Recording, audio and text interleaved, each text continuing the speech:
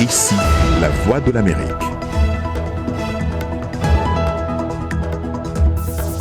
Bonsoir à tous, bienvenue dans cette nouvelle édition de votre journal. On commence par les titres.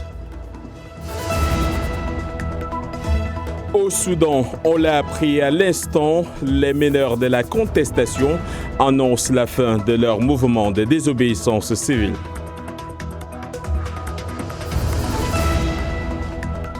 Au Maroc, elles ont décidé de sortir de leur silence. Les femmes victimes de violences de la part des hommes s'expriment de plus en plus. Nous irons à Rabat où un centre leur donne la parole. Dans ce journal, nous évoquerons la situation des Juifs éthiopiens. Ils sont plus de 8000 qui souhaitent s'installer en Israël, mais dont les dossiers sont... Bonsoir à tous. Au Soudan, et on l'apprend à l'instant, l'Alliance pour la liberté et le changement, fer de lance de la contestation, qui aboutit au renversement d'Omar el-Béchir, a accepté de mettre fin au mouvement de désobéissance civile à partir d'aujourd'hui. Les deux parties ont accepté de reprendre prochainement les discussions. C'est ce qu'affirme Mahmoud Derir, représentant du Premier ministre éthiopien Abiy Ahmed, qui s'était rendu vendredi à Khartoum pour tenter une médiation. Dans un communiqué séparé, les meneurs de la contestation ont appelé les Soudanais à reprendre le travail mercredi. Quelques heures seulement auparavant, on pouvait voir dans les rues de Khartoum les effets de ce mouvement par lequel la contestation voulait accentuer la pression sur le Conseil militaire de transition. Les précisions avec Irénée Herman Umbo.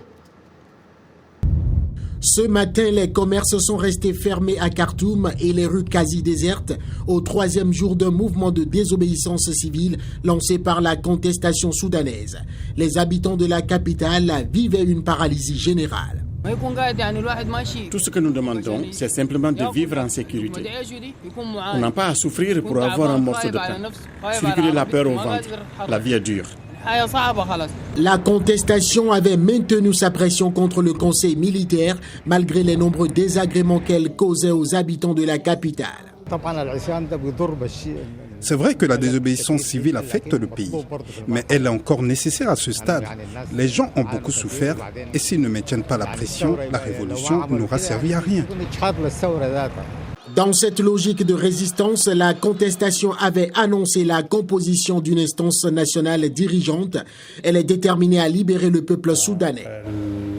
Ce chemin révolutionnaire enclenché depuis décembre atteindra son objectif, peut-être ce soir, dans un mois ou dans un an. Ça ne fait rien. Ce qui compte, c'est que la volonté du peuple soudanais soit respectée. C'est dans ce branle-bas que le département d'État américain a annoncé la visite prochaine au Soudan du secrétaire d'État adjoint chargé de l'Afrique, Tibor Nagui. Objectif, exhorter le pouvoir militaire et les représentants de la contestation à reprendre le dialogue. L'émissaire américain va également exiger la fin des attaques contre les civils après la répression de la semaine dernière qui a débuté par la dispersion du sit-in devant le siège de l'armée et dont le bilan s'élève à 118 morts et plusieurs centaines de blessés. Une actualité qui évolue donc au Soudan. Rendons-nous tout de suite à Khartoum où se trouve notre correspondante Patricia Ayon. Patricia, bonsoir. Quelle est la situation ce soir à Khartoum ? Bien, la situation est calme. Donc, pendant toute la journée, une partie des commerces sont restés fermés.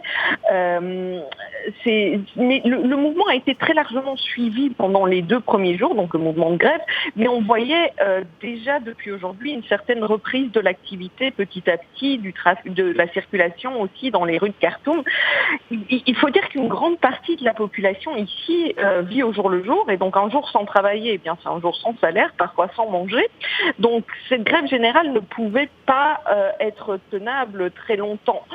Aujourd'hui, d'ailleurs, les commerçants à qui j'ai parlé expliquaient que bien qu'ils soutiennent le mouvement, il n'était tout simplement plus possible pour eux de rester chez eux sans gagner de quoi nourrir leur famille. La famille. Et donc, peut-être, compte tenu de cela, les meneurs de la contestation viennent d'annoncer l'arrêt de leur mouvement de désobéissance civile. Qu'est-ce que vous pouvez nous en dire à propos ? Oui, donc 3 jours après le lancement de cette campagne, les meneurs de la contestation ont accepté de mettre fin à ce mouvement. L'une des raisons est donc sans doute la réalisation, comme je viens de l'expliquer, que ce mouvement ne pourrait pas de manière réaliste tenir encore longtemps. Et puis il y a aussi la pression internationale pour la reprise d'un dialogue. C'est d'ailleurs le représentant donc, du Premier ministre éthiopien qui tente une médiation, qui a annoncé cette nouvelle en premier. Il a ajouté donc que les contestataires avaient accepté de reprendre les négociations avec les militaires au pouvoir. Une information en partie confirmée par l'Alliance pour la liberté et le changement qui a appelé les Soudanais à reprendre le travail dès demain. Les négociations pourraient donc effectivement être relancées, mais le chemin vers un accord est encore long. Il n'est pas dit que les revendications des civils, qui demandent notamment que le Conseil militaire de transition reconnaisse sa responsabilité dans le massacre du 3 juin, soient acceptées par ces militaires. Et d'ailleurs, le secrétaire d'État américain adjoint chargé de l'Afrique, Tibor Nagy, est attendu au Soudan cette semaine pour lui aussi tenter une médiation. Merci Patricia Young. Je rappelle que vous êtes notre correspondante. Autre sujet d'actualité ce soir, on parle aussi du Mali où le Premier ministre s'est rendu ce mardi dans le village de Sobamba, théâtre lundi d'une tuerie des civils. Boubou Cissé, selon ses services, est venu apporter le réconfort de la nation et vérifier que les mesures de sécurité ont été renforcées. Le bilan officiel, mais provisoire, de cette tuerie faisait état de 95 morts.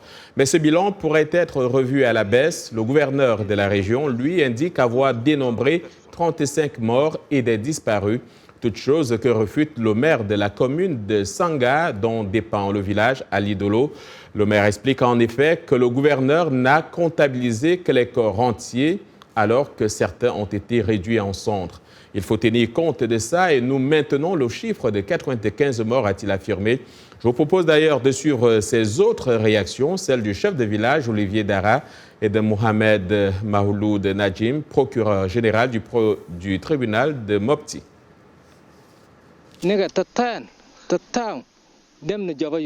Ils ont tout de suite encerclé les villages et tiré sur tout ce qui bougeait.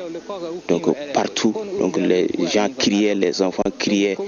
Ils se sont réfugiés chacun dans sa chambre.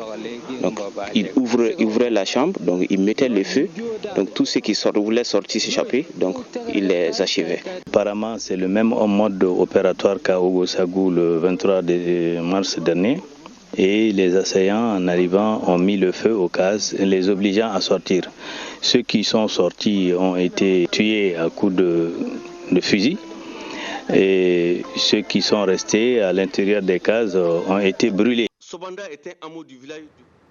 À la suite de ces incidents intervenus alors qu'il se trouvait à l'étranger, le président Ibrahim Boubacar Keïta a dû écourter son voyage en Suisse pour revenir à Bamako.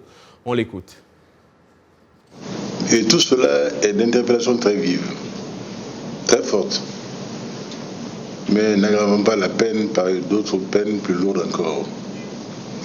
Et ce n'est pas à un cycle de vengeance, de vendetta, que ce pays doit être convié aujourd'hui, mais à une union des cœurs, à un repensé malien, à des retrouvailles qui seuls vont nous permettre de rebondir et de permettre à notre nation de survivre.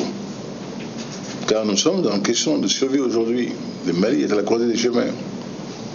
Si ce qui vient de se passer la nuit dernière devait se poursuivre par un autre massacre en un autre lieu, concernant encore une autre communauté ou une autre confession, ce serait la tragédie sans fin que je ne souhaite pas à notre pays, qu'à Dieu ne plaise. Donc je pense qu'il est temps, il est souhaitable que nous nous retrouvions. Actuellement, environ 8000 Juifs éthiopiens souhaitaient s'installer en Israël et rejoindre leurs familles déjà sur place. Mais face à la lenteur des procédures, ils accusent le gouvernement israélien de retarder leur immigration pour des raisons raciales. Des accusations que le gouvernement nie. De Jérusalem, Linda Granstein nous en dit plus. Dili Diko raconte. Une scène émouvante à l'aéroport Ben Gurion en Israël. Germa Dessy embrasse sa mère pour la première fois depuis 7 ans. Elle est enfin arrivée en Israël après avoir reçu la permission d'immigrer d'Éthiopie. J'ai émigré il y a 7 ans et j'étais seul.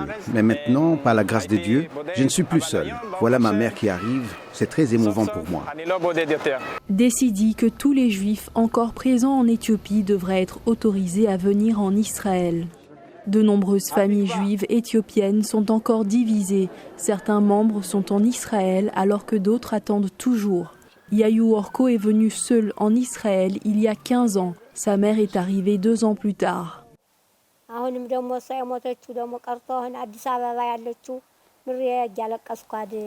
9 mois après mon arrivée en Israël, ma fille est décédée. J'ai l'impression de l'avoir abandonnée parce qu'ils ne nous ont pas laissé venir ensemble. Une de mes filles attend depuis 22 ans de venir en Israël. Pourquoi font-ils cela? C'est peut-être du racisme. Je ne sais pas vraiment.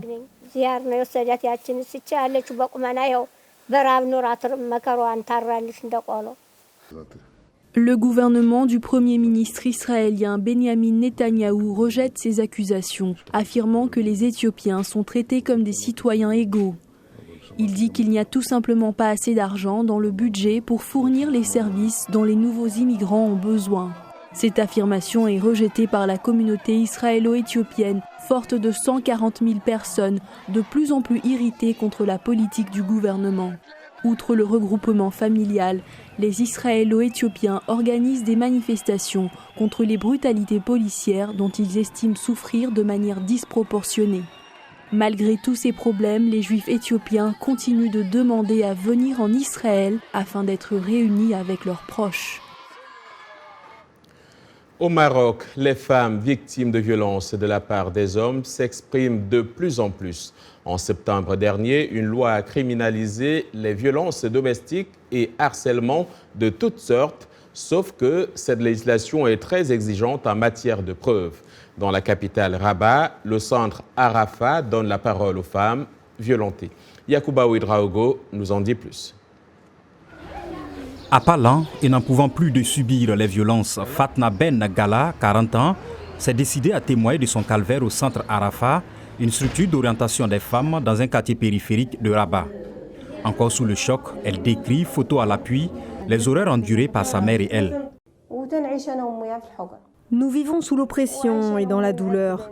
J'ai reçu un coup à la tête et cela affecte ma vision. Je souffre beaucoup. Je suis allée à l'hôpital, mais je n'ai pas les moyens d'acheter des médicaments ou toute autre chose. C'est le directeur de l'hôpital qui m'a aidée.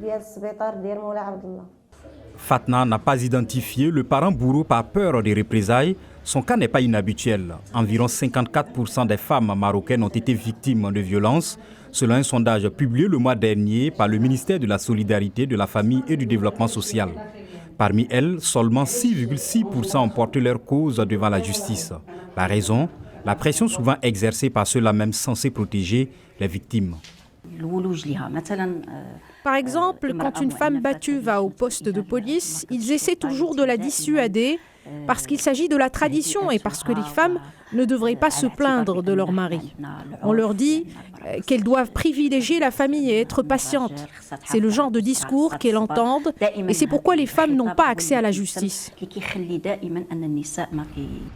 Et même quand elles se rendent devant les tribunaux, malgré tout, il se pose un autre souci, celui des preuves. Si une femme est victime de violence à l'intérieur de sa maison, qui sera le témoin de cette violence? Si les voisins veulent témoigner et disent qu'ils ont entendu les coups, on leur demande « Avez-vous vu cela de vos propres yeux ?» Dans certains cas, la preuve de la violence est obligatoire. C'est un point qui doit être réexaminé.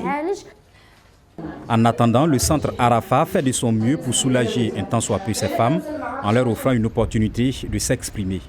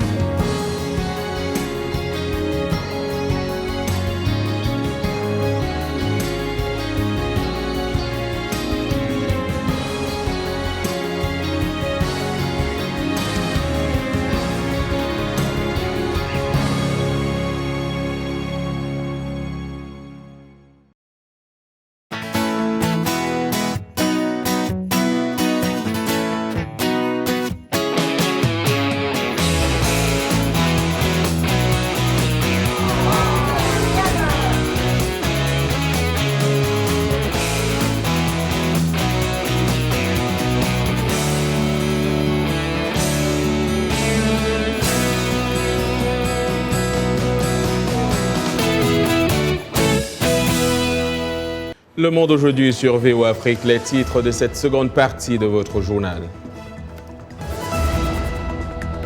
La ville sainte de Touba au Sénégal a sa pâtisserie haut de gamme, un projet qui a vu le jour grâce à un financement collectif.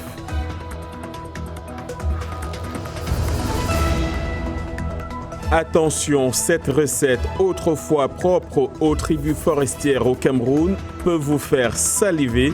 Il s'agit des larves de charançon désormais disponibles dans des restaurants.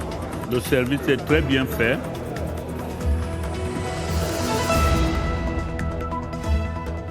Finale NBA, Golden State s'accroche à son trône et cœur Toronto. Les Warriors ont arraché le match numéro 5 la nuit dernière, mais ont subi une autre perte. Explication.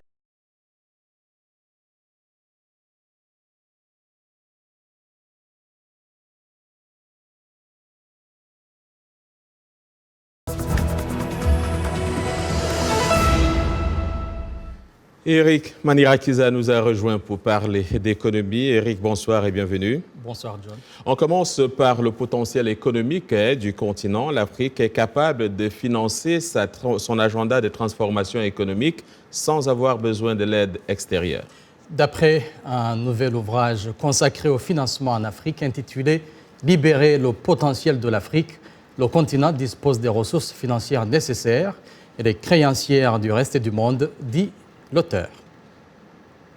Lorsque vous regardez les capitaux qui sortent du continent, c'est 4 fois la dette extérieure de nos États. Il faut déjà stopper l'hémorragie des capitaux qui fuient en mettant des systèmes financiers qui permettent de contrôler davantage ces capitaux, les rendre plus efficaces au niveau du continent pour investir, pour créer de la richesse localement. C'est ça qui est fondamental. La question de la dette aussi doit être rediscutée. Le règlement de la dette est pari passu avec le contrat social qui lui est un État, la création et l'existence même d'un État. La priorité est de bâtir nos marchés domestiques, développer davantage nos marchés locaux, mobiliser les capitaux locaux et augmenter les transactions transfrontalières entre nos États. Mais le problème central, c'est de créer de l'espoir et des opportunités pour ces millions de jeunes Africains qui rentrent sur le marché du travail. Nous avons à peu près 18 millions de jeunes qui rentrent sur le marché du travail chaque année.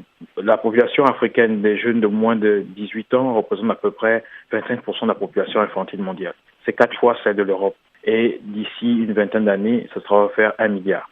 Donc, c'est ici où on a vraiment un vrai challenge. Trouver des réponses à cette jeunesse, trouver des moyens de créer de l'espoir sur le sol africain. Cédric Achille-Mbeng-Mézi, économiste et analyste financier. Eric, nous avons justement un exemple de ce potentiel qui commence à se libérer au Bénin. Il s'agit d'un projet de l'agroécologie. L'auteur de Libérer le potentiel de l'Afrique est originaire du Bénin, mais ceci dit, John, il ne s'est pas inspiré de ce projet de l'agroécologie. Ce projet a pour objectif d'enseigner les techniques de base et traditionnelles de l'agriculture aux communautés. On a créé les Jardins de l'Espoir pour promouvoir les modes de production durable basés sur l'utilisation de produits chimiques. Suivez. L'agroécologie veut qu'on nourrisse le sol et le sol va ensuite nourrir la plante et la plante va nous nourrir. Donc à partir du moment où on nourrit le sol convenablement, c'est toute une science, hein, il faut l'avouer, c'est toute une connaissance, savoir justement ce qu'on restitue au sol, dans les proportions dans lesquelles on les restitue. À partir du moment où on fait ça, je pense que le pari est gagné et les rendements sont au rendez-vous. Vraiment, je veux produire différemment. Ce n'est pas parce que je suis dans une ONG ou pas, mais j'ai remarqué que tout ça, et pour pouvoir réutiliser encore la terre après l'utilisation des pesticides, tout ça, ça devient compliqué. Donc pourquoi ne pas produire de façon naturelle et utiliser sa terre de façon durable? On a choisi ce concept parce que nous voulons montrer quand même que c'est qu'ensemble on est fort, la jeunesse, que c'est ensemble qu'on est fort. Donc si chacun apporte sa pierre, nous pourrons construire, bâtir quelque chose de sérieux et de bon. Voilà, John, selon la FAO, environ 80% des 11 millions de Béninois dépendent de l'agriculture. Et vous avez sans doute déjà entendu parler des délices de Touba, n'est-ce pas? Tout à fait, c'est notre destination vers cette ville sainte de Touba, dans le centre du Sénégal, pour découvrir une pâtisserie haut de gamme Pour monter et démarrer cette entreprise, les initiateurs ont utilisé la méthode de crowdfunding en vue de collecter des fonds. Ils ont également allégé le système de transaction au profit des actionnaires en ouvrant des succursales dans d'autres centres urbains du pays. Suivez. Aux merveilles, c'est le nom de la pâtisserie, la première haut de gamme de Touba. Elle est le fruit d'un financement participatif à 40%. L'initiative implique la communauté locale dans un projet partagé, crée des emplois, stimule l'économie locale et fournit des services qui ne sont normalement disponibles que dans la capitale Dakar. Ce sont des familles qui vivent dans ces régions, des familles de classe moyenne, de classe plus basse, de classe plus aisée. Ils ont les mêmes besoins que ceux qui vivent dans les capitales. Et là, on parle de trouver un croissant, acheter du pain de qualité, acheter un gâteau d'anniversaire pour son enfant, qui sont des parcours de combattants dans d'autres villes en dehors de Dakar. Aux merveilles connaît un succès sans précédent. Ses clients de Touba sont heureux de pouvoir enfin manger un gâteau qui rivalise avec celui de Dakar. Avant, je partais jusqu'à Dakar, où j'envoyais des gens à Dakar pour acheter de la bonne pâtisserie. Mais depuis que j'ai vu Aux merveilles, sincèrement, ce n'est plus le cas. Je viens me ravitailler ici quasiment tous les jours ou tous les 2 jours. C'est vraiment différent. Donc les gens apprécient, les gens aiment. Et vraiment, c'est abordable. C'est formidable. Le financement participatif au Sénégal en est encore à ses débuts. Un avocat en droit des affaires exploite le potentiel commercial des régions du Sénégal. Sa stratégie impliquait davantage les particuliers et les consommateurs. Au Sénégal, nous avons un gros problème. Il n'y a pas d'économie locale. Quand je dis économie locale, ça veut dire que tout est concentré sur Dakar. Alors que le potentiel est énorme. Ils ont été très pertinents. Par exemple, de poser ce Aux merveilles à Touba, où il y a un pouvoir d'achat, il y a une demande, mais il n'y avait rien. Touba, où abondent les délices, on peut savourer des croissants frais et des pâtisseries délicieuses. Rien d'égal dans cette ville de l'Est du Sénégal, siège de la fraternité mouride, une branche de l'islam soufi qui considère la sainteté du travail comme l'une de ses convictions fondamentales. Ça donne de l'appétit, n'est-ce pas? Merci Eric et on vous retrouve la semaine prochaine. Et on rejoint Yacouba Ouedraogo pour parler de sport. Yacouba, Golden State s'accroche à son trône. Bonsoir. Bonsoir John et bonsoir à vous, amis sportifs. Non, le règne de Golden State n'est pas encore fini, vous le disiez. La franchise californienne s'accroche à son trône.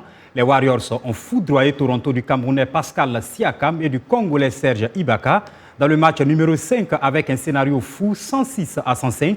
Ils sont passés par tous les états en l'espace de 2h30. La joie de retrouver Kevin Durant, le désarroi de le voir se reblesser, le découragement quand Toronto a compté 6 points d'avance à 3 minutes seulement de la sirène, et enfin l'espoir lorsque Stephen Curry et Klay Thompson ont assommé les Raptors avec 3 paniers à 3 points consécutifs. Mené 3-2 par Toronto, Golden State peut espérer réussir un incroyable comeback, et cela commence par une victoire jeudi dans le match numéro 6 dans sa salle où il reste sur 2 défaites de suite. En football, les 23 Lions de l'Atlas retenus pour la CAN 2019 sont connus. Peu de surprise dans la liste du sélectionneur Hervé Renard qui a fait confiance à la plupart des joueurs ayant pris parrain au Mondial 2018, hormis Amin Harit en difficulté à Schalke 04. Les 23 Marocains évoluent pour la plupart en Europe ou dans les championnats du Golfe et seul le gardien de but Ahmed Reda est issu d'un club local, le Wydad Casablanca. L'ailier de l'Ajax, demi-finaliste de la Ligue des Champions, Hakim Ziyech, et le latéral du Borussia Dortmund, Achraf Hakimi, sont les têtes d'affiche de cette liste. Le Maroc, qui n'a plus gagné la plus prestigieuse des compétitions africaines depuis 1976, a été logé dans le groupe D avec la Côte d'Ivoire, l'Afrique du Sud et la Namibie. La liste du pays hôte est aussi connue. La star de Liverpool, Mohamed Salah, conduira l'équipe des 23 pharaons publiée par le sélectionneur mexicain Javier Aguirre, blessé lors de la finale de la Ligue des Champions l'an dernier avec son club. Eh bien, Mo Salah n'avait pas été en mesure de jouer au meilleur de son potentiel lors du Mondial 2018 en Russie. Les pharaons avaient alors rapidement été éliminés après la revanche de Liverpool cette année en Ligue des Champions contre Tottenham 2-0, dont un but de Mo Salah justement. Les espoirs des pharaons reposent en grande partie sur la star des Reds. L'Égypte affrontera le Zimbabwe le 21 juin lors du match d'ouverture au Caire. À demain. À demain, Yacouba. Allons dans le pays de Pascal Siakam. Les tribus forestières du Cameroun dépendent depuis longtemps d'insectes pour compléter leur régime alimentaire. La larve de charançon, un ver gras que l'on trouve dans les palmiers, est une source de protéines si populaire qu'elle est désormais disponible dans les villages et même les restaurants urbains. Un reportage d'Anne Zouanke à Yaoundé. Le récit est d'Erzuma Compaoré. Dans la capitale du Cameroun, des ingrédients inhabituels se glissent dans les cuisines des villes. Au restaurant Le Cercle municipal, le chef Émile Angoulou prépare des larves de charançon des palmiers pour créer des plats de niveau international. C'est la meilleure protéine qui existe.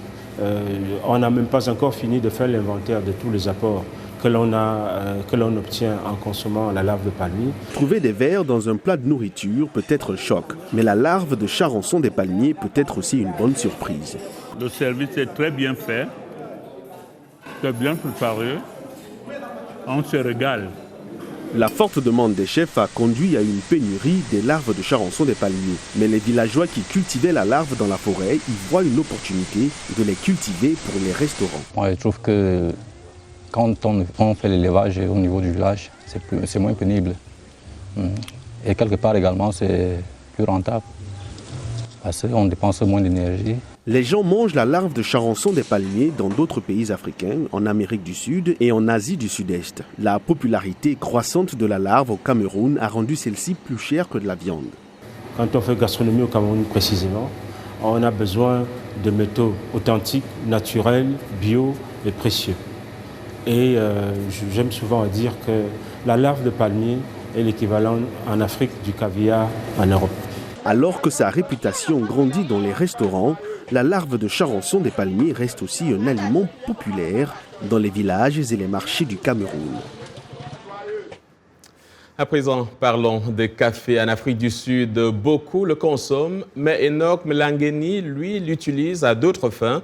Faute de s'acheter du matériel d'art par manque de moyens, il utilise donc du café et tout est parti lorsqu'un jour, le jeune homme de 27 ans a renversé donc par accident du café sur une œuvre d'art et qu'il ne parvenait pas à se débarrasser de la tâche. Depuis, il est devenu un artiste dont tout le monde parle, notamment sur les réseaux sociaux. Ses portraits coûtent entre 800 et 1200 $. Vous regardez Le Monde aujourd'hui en direct de Washington.